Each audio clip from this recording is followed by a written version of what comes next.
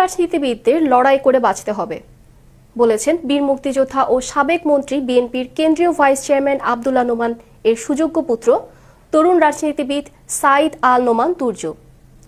চট্টগ্রাম মহানগর হালিশহর থানা বিএনপির অঙ্গ সহযোগী সংগঠনের উদ্যোগে আজ কে ব্লক শীতবস্ত্র বিতরণকালে প্রধান অতিথির বক্তব্যে তিনি একথা বলেন।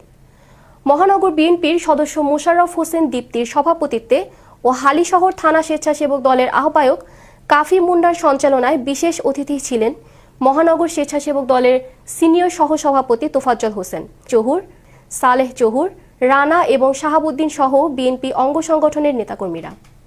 সাথে দেব লড়াই লড়াই লড়াই চাই। চট্টগ্রাম রেল স্টেশন কর্তৃক আয়োজিত খুব একটা বড় কিছু নয়। এই বাচ্চারা যে বাবা আপনাদের সাইদ আল নোমান সাহেব,